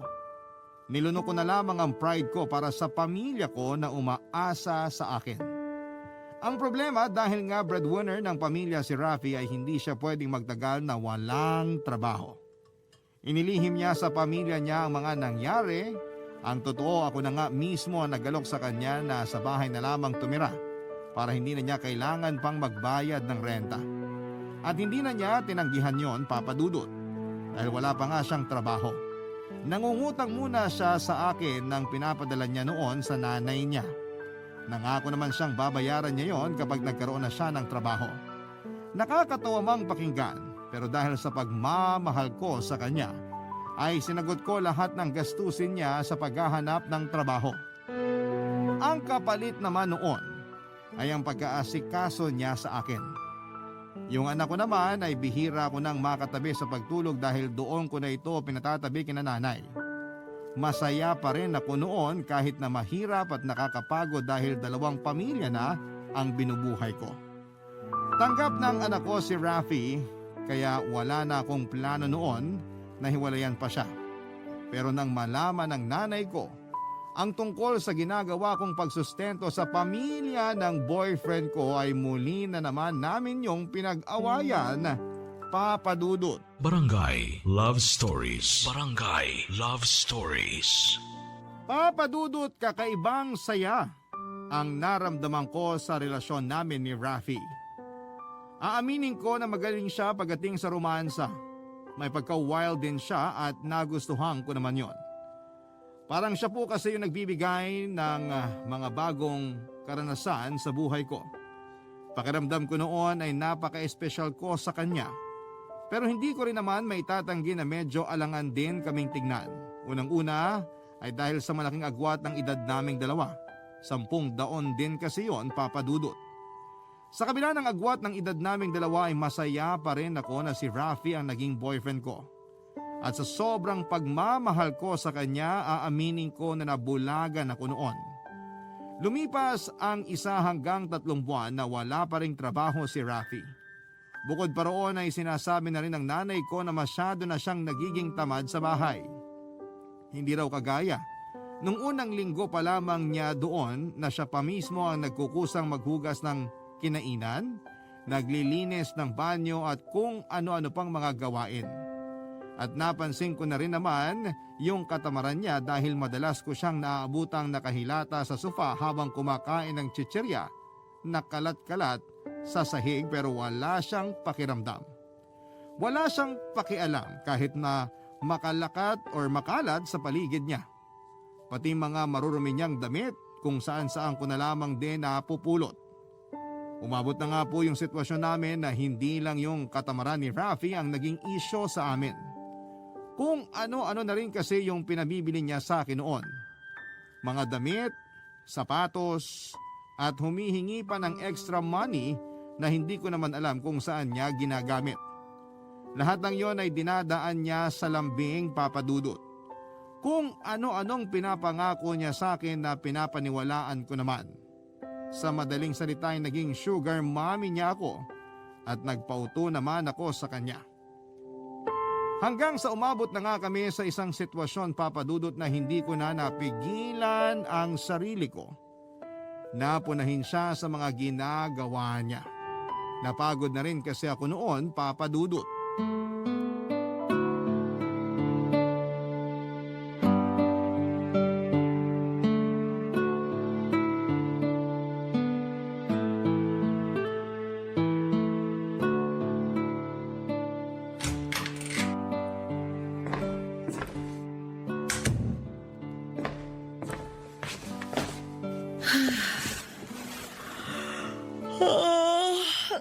Oh babe, mukhang pagod ka. Oo, pagod na pagod. Hindi naman kasi ako naglalaro sa opisina, no? Mag-chill ka rin kasi minsan. Kung gusto mo, labas tayo. Magpalamig tayo sa mall. Tapos ano, gastos na naman. Ganun talaga kapag lumalabas. Imposible namang hindi ka gagastos dun. Paano tayo kakain, di ba? Tsaka syempre, pag may nagustuhan akong bilhin, Puro dapat... ganyan ka na lang ba? Anong puro ganyan? Ay, wait lang. Chill ka lang muna dyan. Tapusin ko lang to. Baka matalo ako eh. Uunahin mo pa talaga yung mobile game na yan? Akin na nga yung cellphone mo? Uy, ano ka ba? Bastos mo ah! Ikaw pa may ganang magtaas ng boses. Wala ka nang ginawa kundi mag-cellphone at humilata maghapon. Ano bang gusto mong gawin ko? Maglinis ng bahay buong maghapon? Di sana pala nag-apply na lang akong kasambahay dito. Mahirap pa na maghugas ng kinainan at magligpit man lang ng mga ginamit mo? Masyado ka namang tamad eh. Pati hinubad mong damit kung saan-saan ko pinupulot. Sariling gamit mo na lang, hindi mo pa maayos. Di wag mong ayusin. Yan kasi hirap sa inyong mga nanay na eh. Masyado kayong bungangera.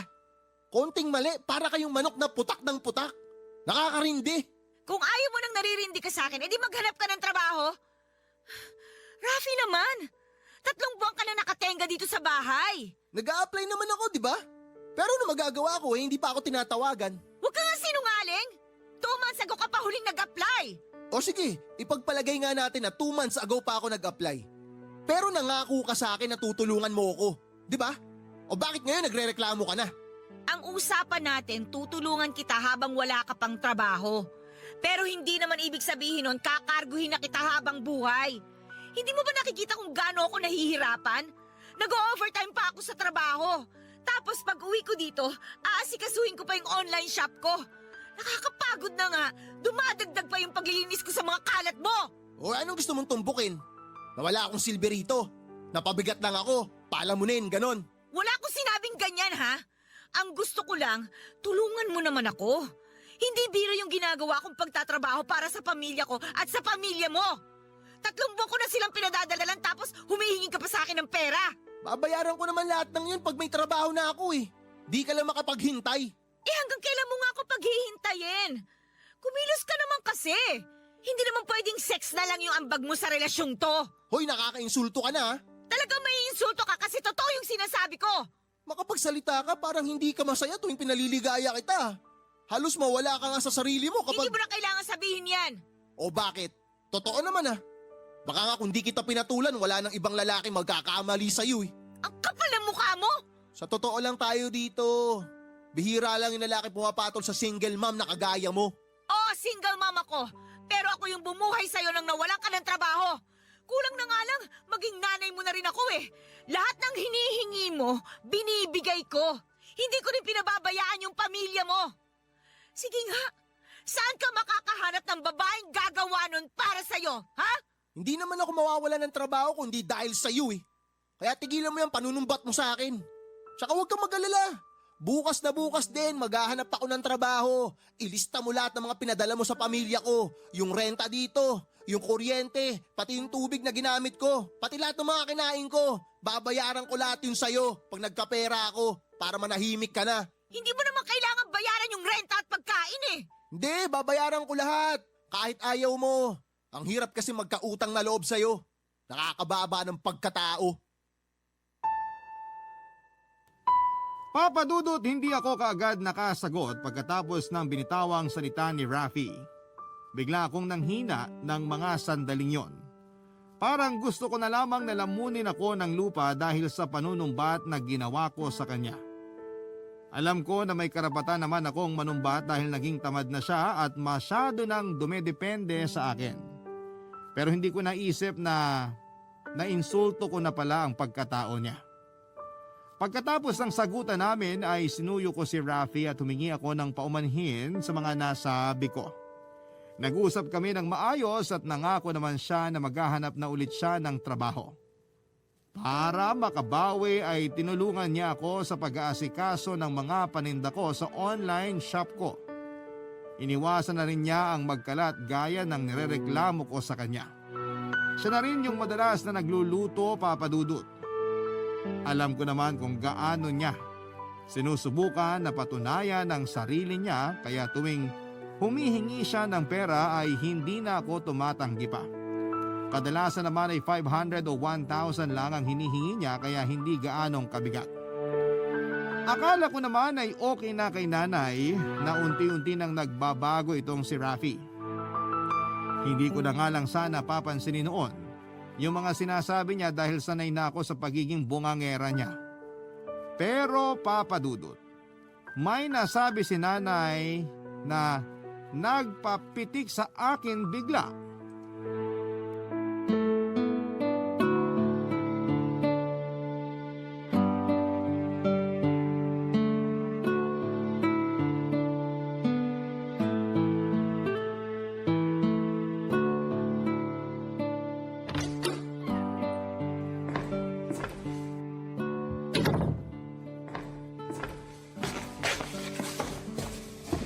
Grabe, nakakapagod yung biyahe pa uwi. Nay, ano ho bang ulam natin? Nagluto ako ng pininyahang manok. Ipaghahain pa ba kita o ikaw na maghahain para sa sarili mo? Ako na lang ho. Ay, kumusta nga pala exams ng mga bata, Nay? Pasado naman lahat. Nanghihingi nga ng reward yung bunso mong kapatid. Baka raw pwede mo na siyang bilhan ng cellphone para hindi naman nanghihiram sa akin. Nay, alam niyo naman ho na hindi ko pa kayang gumastos ng malaki ngayon. Hindi mo kaya pero nakakapagbigay ka dun sa boyfriend mo. Ang mamahal ng binili mong damit at sapatos niya. Nay, tinutulungan niya naman ako sa pag-online selling ko. Tsaka nakikita niyo naman na nagbabago na siya, di ba? Kunwari lang yun na nagpapakatino kasi may napapakinabangan sa'yo. Pero kapag wala na, tatawanan na lang kita kapag nangyari na. Ano ho bang ibig niyong sabihin? Nakikita mo ba ngayon yung magaling mong boyfriend? Umalis ba siya? Oo! Kanina pang umaga. Tingnan mo kung anong oras na. Hindi pa rin nakakabalik. Ha! Sinasabi ko sa'yo, may ibang ginagawa yung lalaking yon. Huwag niyo nga hong pag-isipan ng ganyan si Rafi. Tingin ko, may iba nang kinikita yon. Kaya kung ako sa'yo, gumising ka na dyan sa kahibangan mo na magkakandara pa para sa'yo yung kagaya niya. Binata pa si Rafi at marami pa siya makikilalang babae na mas bata, mas sariwa at wala pang anak. Makapagsalita naman ho kayo, Nay. Parang hindi niyo anak yung sinasabihan niyo. Aba, nagsasabi lang ako ng totoo. Lah, babe, nandito ka na pala. Oo, kakarating niya nga lang. Nauna pang makauwi sa'yo. Naimbitahan kasi ako nung kaibigan ko.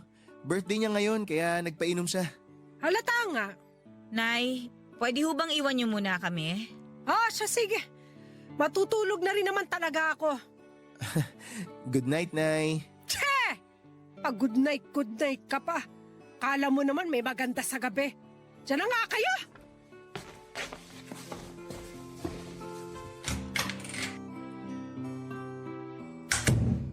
Sungit talaga ng nanay mo, no? Sa bagay, ganun ata talaga kapag menopause na. Bakit hindi ka nagpaalam na may lakad ka pala ngayon? At talagang uminom ka pa, ha? Alam mo ba kung ilang taon na ako? Hindi yung edad mo ang pinag-uusapan dito. Alam ko. Pero sa edad kong to, hindi ko na kailangan magpaalam kahit kanino. Magulang ko nga, di ako pinagbabawalan eh. Pero sana man lang, sinabi mo sa akin kung saan ka pupunta. Hindi naman kita pagbabawalan, Di mo nga ako pinagbabawalan pero nag-aaway naman tayo tuwing uuwi ako.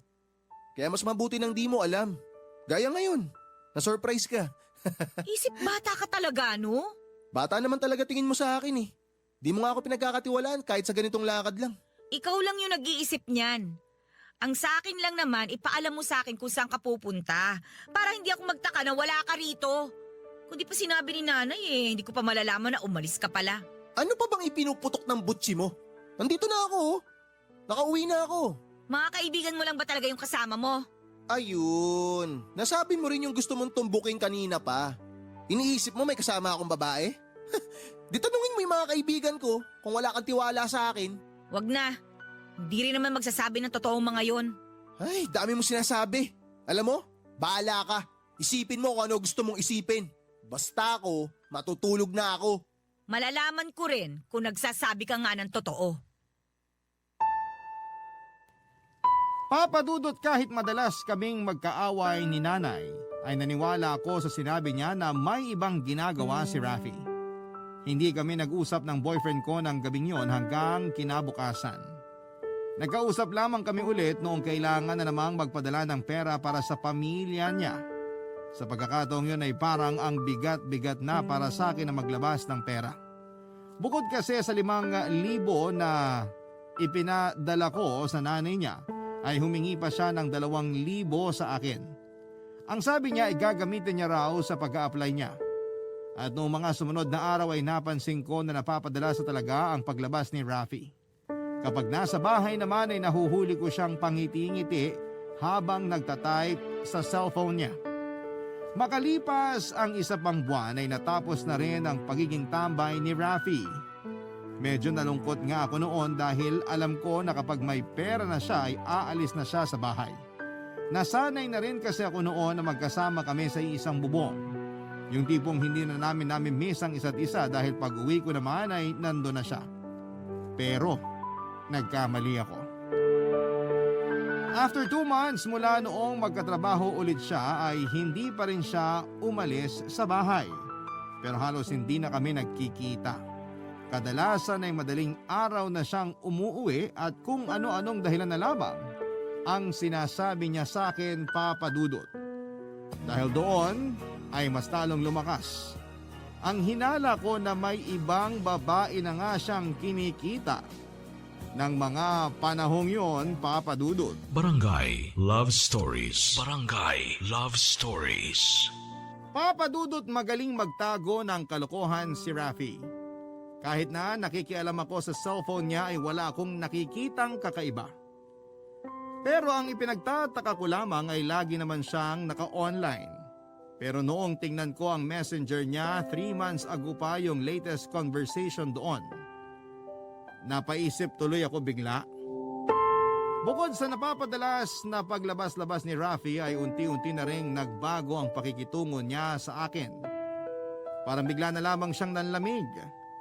Sinadya na rin niya noon na umuwi ng 10 oras ng gabi dahil alam niyang maaga na akong natutulog. Siya na kasi ang nagpapadala sa nanay niya kaya hindi ko na kailangang magdoble kayod ng time na yon. Pinagsabihan na ako ng nanay ko nang tumagal pa si Rafi sa bahay tapos ay hindi naman siya nakikihati sa renta at sa konsumo namin. Sa pagkakaalam ko ay umabot ng 20,000 ang sinasahod ni Rafi pero inuutangan pa rin niya ako. Gaya ng dati, dinadaan na lamang niya sa lambing ang tungkol sa pera ang pinag-uusapan. Hanggang isang araw, Papa Dudut, ay may nasabi sa akin si Tito Bong tungkol kay Rafi.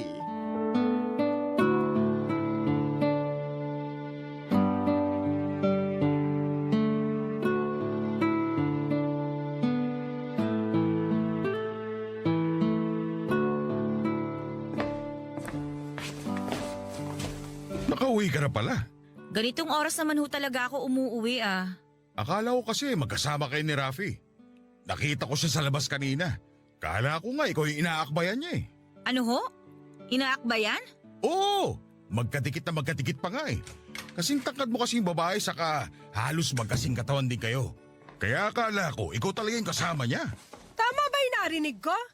Nakita mong may kaakbay si Rafi? Oo, mahal. Bumili kasi ako ng antibiotic sa parmasi eh. Tagal ko pa nga nakatambay dun eh. Hindi ko nilubayan ng tingin yung dalawa.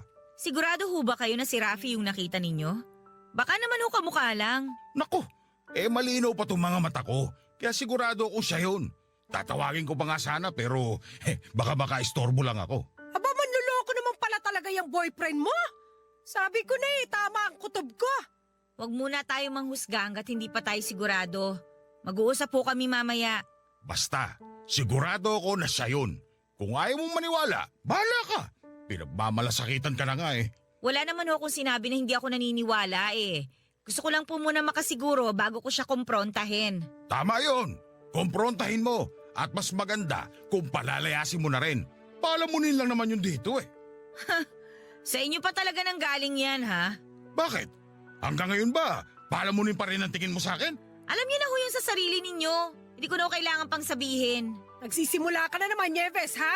Pag nagkataon pala na niloloko lang ako ni Rafi, pareho na tayo, Nay. Anong pareho? Hindi pa ho ba halata? Pareho tayong alipin ng pagmamahal. Pareho tayong uto-uto. Hoy! Wag mo nga ako igaya sa'yo. Mas tanga ka kumpara sa akin. Huwag yun na nga akong itanggi. Halata na nga eh. Kasi nandiyan na sa tabi niyo yung patunay na naging uto-uto rin kayo. Kaibahan nga lang, mas matagal yung sa inyo. Yung sa akin, tatapusin ko na kapag napatunayan kong niloloko lang ako. Hoy, magdahan-dahan ka dyan sa sinasabi mo. Palamunin lang ako pero hindi ko nilokong nanay mo. Paano ka nga magloloko wala ka namang pera? Sino ba namang babae ang magkakagusto sa lalaking ultimo brief hindi makabili kasi mas pinili pang maging tambay? Sumusobra ka na! Nieves, ano ba? Tumigil ka na nga! Hanggang kailan niyo ho ba ako patatahimikin, Nay? Dapat lang naman na marinig ni Tito Bong lahat yon. Buti sana kung wala kayong anak. Okay lang na maging tambay siya eh. Kaso nga hindi. Inasa niyo lahat sa akin. Bakit? Dapat lang naman natulungan mo kami. Sa hirap ng dinanas ko noon, maigapang lang ang pag-aaral mo, hindi mo kami pwedeng pabayaan. Lalo na ngayong tumatanda na ako. Wala naman ho sanang problema kung ikaw yung susustentuhan ko. Pero yung nagpapalamon ako ng isang malaking tamad, aba Nay, ibang usapan na yon. Bakit kaya hindi mo sabihin doon sa boyfriend mong hingi ng pera sa'yo? Mas malala pa nga yun sa akin. Pinirahan ka na nga, pero ipagpapalit ka rin pala sa mas bata sa'yo.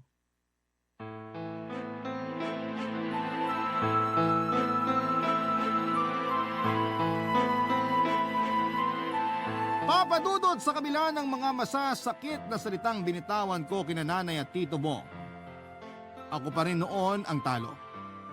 Sobra akong nasaktan at doon pa lang sa ideya na ginamit lamang ako ni Rafi. Paniwalang paniwala kasi ako na mahal ako ng boyfriend ko. Hindi ko nakita yung posibilidad na niloloko lamang ako ng taong minahal ko ng sobra. Si Rafi na sana yung gusto kong mapangasawa at nai-imagine ko na nga noon kung gaano kami kasaya kapag nagkaroon na rin kami ng sarili naming mga anak. Pero nasira lahat ng yon dahil sa mga sinabi ni Tito. Kahit galit ako sa kanya at naiirita ako sa mga katamaran niya, aaminin ko na naniwala din ako sa mga sinabi niya. Mahirap tanggapin kaya pinipilit ko pa rin ang sarili ko noon na baka kamag-anak lamang ni Rafi yung kasama niya noong makita siya ni Tito Bong. Umasa ako na mali yung iniisip ko. At para masagot lahat ng tanong sa isipan ko ay hindi na ako nag-aksaya pa ng panahon. Noong araw ding yon ay hinintay ko nang makauwi si Rafi at sa tagal kong naghintay, Papa Dudut, mas lalo lang lumakas ang kutob ko. Na tama nga ang naiisip ko noon, Papa Dudut.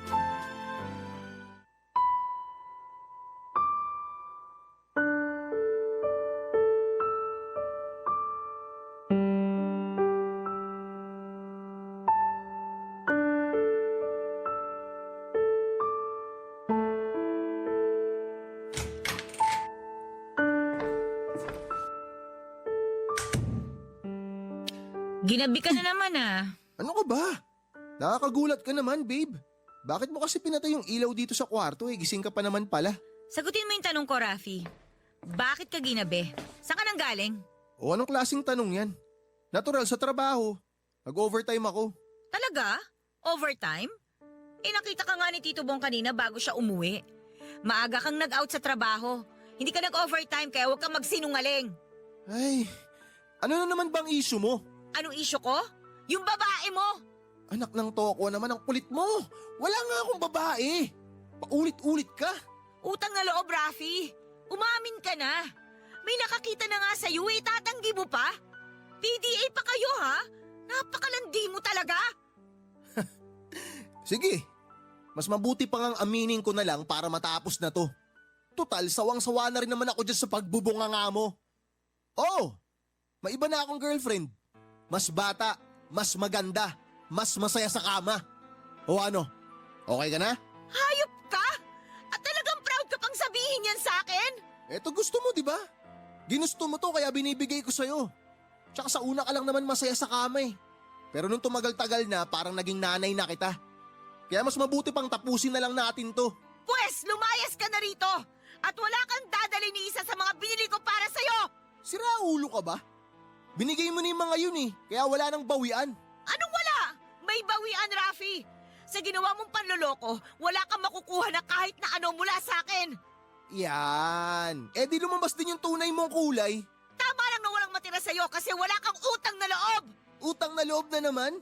Lintik na utang na loob yan. Di na natapos-tapos. Kung makikipaghiwalay ka sa akin, ibalik mo lahat ng ibinigay ko sa'yo. At yung utang mo, ibalik mo sa akin bukas na bukas din. Pati yung mga pinabili mo, hindi mo pwedeng dalhin sa pag-alis mo rito. Magbayad ka rin ng renta sa pagtira mo rito, ha? Buwisit ka! Mas buwisit ka. Kung umarte ka dyan, kala mo dalaga ka nung naging tayo ah. Para sabihin ko sa'yo, patuyot ka na. Matanda ka na. Wala nang magkakagusto sa'yo, tanga. Hubad! Ano? Ang sabi ko, hubad! Hubarin mo lahat ng suot mo kasi sa akin din galing ang mga yan! Tatanga-tanga ka ba? Ganyanan talaga? Ba't ipauhubad mo pa tong suot ko? Baka pwedeng bayaran ko na lang to. Lakas mo naman makagago eh.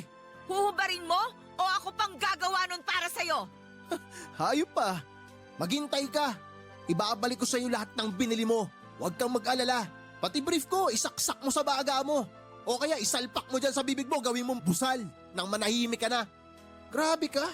Kung alam ko lang na ganito mararanasan ko sa'yo, hindi na sana kita pinagtanggol nung binastos ka sa office. Sa ginagawa mo ngayon, pinatutunayan mo lang na kabastos-bastos ka naman pala talaga. Dapat lang pala sa'yo ka. Ikaw ang bastos! Nagsisisi ako na pinatira pa kita rito! Wala kang kwenta! Ikaw ang walang kwenta. Mas mabuti pa nga sana kung nirentahan mo na lang ako para maging boyfriend mo. Mas katanggap-tanggap pa yun. Pero yung tutulungan mo ako tapos babawiin mo rin lahat? Hindi pang tao yon. Hayop lang ang gumagawa nun. Kaya pag alis ko rito, ipatingin mo yung utak mo. Mukhang may sira na eh. Ang dami mo pang sinasabi! Umalis ka na rito! Bilisan mo! Papa Dudut, tama naman si Rafi sa sinabi niya na sana ay nirentahan ko na lamang siya para maging boyfriend ko. Mas mabuti pa nga sana kung gano'n na lamang ang mga nangyari para hindi na ako nag-invest pa ng feelings para sa kanya. Dahil sa galit ko ay nagawa kong magpakababa sa pagbawi ng mga gamit na ibinigay ko sa kanya. At para wala na ring gulo ay naghanap ng mauutangan si Rafi para mabayaran lahat ng mga utang niya sa akin. Dahil hindi rin maayos ang relasyon ko noon sa pamilya ko ay umalis muna ako kasama ang anak ko. Nangupahan kami sa isang apartment na malapit lamang sa trabaho ko. Kumuha na lamang ako ng kasambahay na mag-aasikaso sa anak ko habang busy ako sa pagtatrabaho. Sa unang pagkakataon sa tanang buhay ko ay naging makasarili ako. Hindi ko pinansin ang paghihingi ni nanay ng pera. Hinayaan ko sila na gumawa ng paraan para makahanap ng pambayad ng renta. 3 buwan din akong napalayo noon sa pamilya ko. At sa panahong yon ay doon ko napagtanto na nagkulang din naman ako at marami din akong nagawang pagkakamali. Sa ngayon ay nagkaayos na kami ni Nanay at Tito Bong. Nakahanap na rin si Tito ng trabaho. Natanggap siya sa isang factory kaya kahit papaano ay nakakapag-abot na siya kay Nanay. Hindi na nila ako inuobliga ngayon na magbigay sa kanila pero dahil mahal ko silang lahat, ay hindi na ako naging maramot. Hindi na rin namin kailangang magbayad ng renta dahil nakapagpatayo na ako ng bahay para sa amin ng pamilya ko. Tungkol naman kay Rafi ay hindi na kami nag-usap pa pagkatapos niyang bayaran ang mga utang niya. Pero may nakapagsabi sa akin na nagseryoso na raw talaga siya sa bago niyang girlfriend. Ako naman ay single pa rin hanggang sa ngayon pero masaya na ako na ganito ang buhay ko kasama ang anak ko. Mas magaan, mas malaya, at mas mapayapa. Hanggang dito na lamang po ang kwento ko at maraming salamat po sa inyo, Papa Dudut.